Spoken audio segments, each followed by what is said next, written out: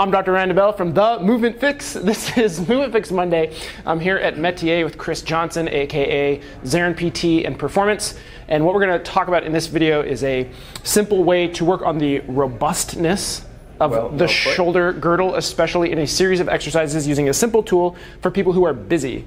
So there's an article that came out recently that we were talking about that talked about scapular stability, and maybe we should talk about robustness instead. So what we're going to do is I'm going to pass the mic over. Chris is going to show us the series that he uses, and then I'm going to do it, and we're going to see how Chris would coach me through it. Perfect.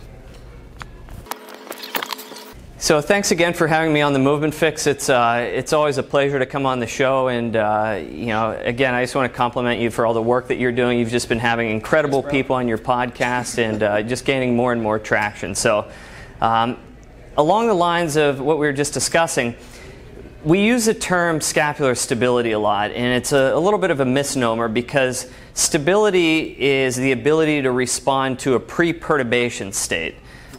So that's not exactly what's going on with the shoulder. And McQuaid and colleagues in this article in Physical Therapy that's due to come out soon talks about how we need to sort of reconceptualize our approach to building capacity and robustness around the shoulder. So you and I both know the challenges of getting people to do exercises. You know, there's always barriers to entry. People don't have time. So I really ran into this issue a lot when I was in New York City, so I had to come up with very simple, clever ways to get people to do their exercises. So what I want to take you through today is just a simple drill series that I use to build robustness around the shoulder.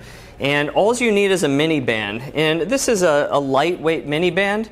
And the three positions that we're going to go through are shoulder external rotation. So when I use the cue of an Aussie Rules football ref in a recent video that I put online to think of that as a cue. All right, so we're going to go shoulder external rotation. We're going to drop down to shoulder extension with palms facing forward to improve posterior rotator cuff activation, though a bunch of other muscles are working around the shoulder. And then shoulder flexion. All right, so again, I typically will hold each of those for 5 to 10 seconds, and I'll run through that 5 times and just get people to do that periodically throughout the day. So perfectly color coordinated. Logo facing out. Yeah, logo always facing out. Logo, it doesn't work. Yeah, I learned all this stuff from you. I'm terrible with self-promotion. So. All right, so I'm going to try to do it. Sure. If I mess up, I'll cue you. Cue me the way that you would cue. Sure.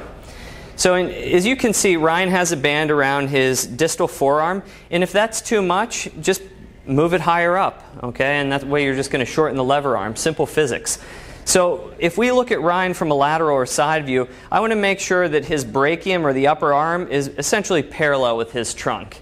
And the other mistake that's routinely made with this is once people get set up, they'll let their arms start to fall inward, all right? So that all looks good. Okay, and then you're just going to drop down, palms facing forward. Don't overextend the wrist. That's a common mistake. All right, so wrist neutral, palms facing forward. All right, and then you're just going to go straight into flexion, thumbs up. Perfect. All right, so again, very simple drill series.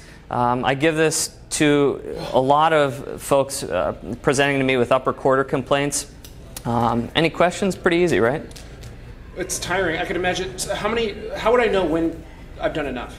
Yeah, so I just sort of say, what's the entry point into loading someone? Yeah. If they can run through one round of that and they tolerate that, that's fine as a starting point. If they can run through that series 3 times, that's great too. But really, I want to make sure the quality of motion's there, and then just to put people on the brink of their abilities and call on their body and their tissues to adapt. So when quality starts to degrade.